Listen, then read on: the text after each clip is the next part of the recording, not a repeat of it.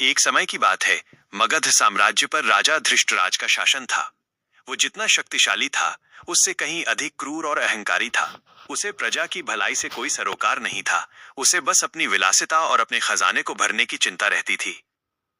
राजा का आतंक। धृष्टराज ने राज्य में ऐसे कड़े नियम बना रखे थे कि लोग डर के साए में जीते थे। अगर कोई किसान लगान देने में एक दिन की भी देरी करता तो उसे कोड़ों से पिटवाया जाता। राजा को मासूमों को दंड देने में एक अजीब सा आनंद मिलता था। उसके महल के सामने एक ऊंचा स्तंभ था जिसे वो न्याय स्तंभ कहता था, लेकिन असल में वहां सिर्फ बेगुनाहों को सजा दी जाती थी। एक बूढ़े का साहस। एक बार राज्य में भीषण अकाल पड़ा। फसलें सूख गईं और लोग दाने दाने को तरसने लगे। जब प्रजा का एक समूह अपनी फरियाद लेकर महल पहुंचा, तो राजा ने मदद करने के बजाय उन पर और भारी जुर्माना लगा दिया।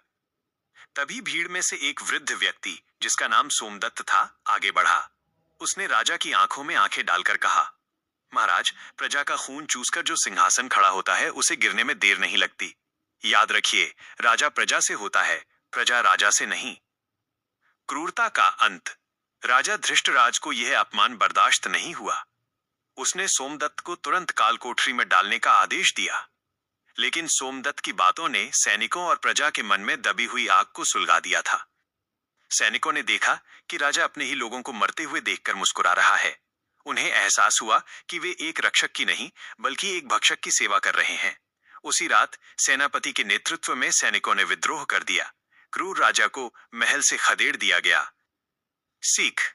राजा धृष्टराज को अपनी जान बचाकर जंगलों में भागना पड़ा, जहां उसे अपनी भूख मिटाने के लिए उन्हीं कंदमूलों पर निर्भर होना पड़ा जिन्हें वो कभी तुच्छ समझता था। उसे समझ आ गया कि अहंकार और क्रूरता का अंत हमेशा पतन ही होता है।